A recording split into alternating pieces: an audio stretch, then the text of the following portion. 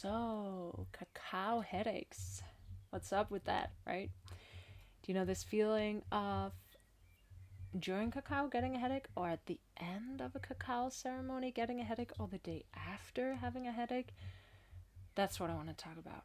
And so, first of all, it can be many different things. And I think it's really important not to kind of spiritual bypass anything or to kind of, let's say, scientific bypass it in the way of like scientifically you could go on one side, which would be like what's in the cacao. Let's say, did you eat a huge piece of fermented cheese right before, and then you drank ceremonial cacao, and maybe you got like a little overdose of tyramine, right? Okay, so that's like physically there can actually be something where you're getting a headache.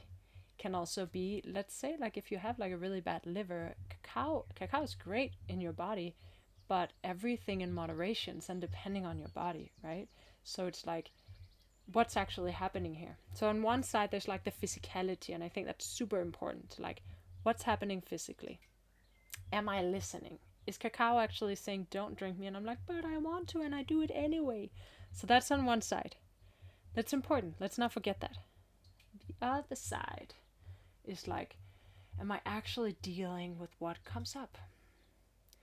Am I giving myself time to feel it, to let it come through me? And very often people have what I would call like emotional hangovers, which is there's a whole bunch of emotions and a whole bunch of energies that I didn't go through. Maybe I, again, bypassed them, or just, oh, I drank cacao and I sat down, now it's done. Come, okay, I'm just going to start working.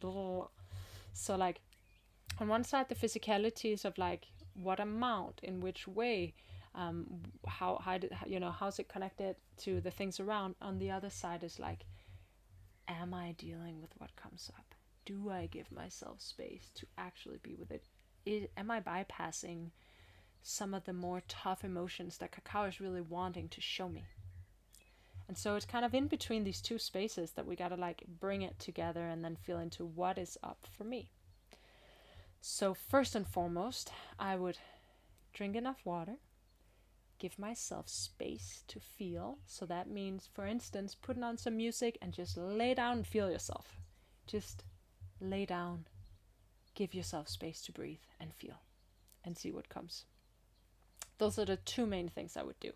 And then really check out what is happening around, what is happening in my life. It's also very easy to start seeing, like, we can so easily, when something new comes, we can very easily judge it for something bad. And the same come with some of these sensations. Oh, this is bad. Okay, let's get rid of it. And then like pushing it away. But so if I don't push it away, if I listen to it, what happens? Those would be like my main things. And obviously there's all the details of it. And if you want to go into all the nitty gritty details of it, come join me in our cacao apprenticeship. It starts in the autumn. It's a really potent container, both for learning about cacao, learning about ceremony, working with shamanic tools, and for like really having a health space for your learning journey, for coming with all the doubts and all the processes, all the things that comes up for you in it. And overall, it's really about creating a deep connection to cacao, a deep personal connection to the spirit of cacao, and allowing that to guide your journey.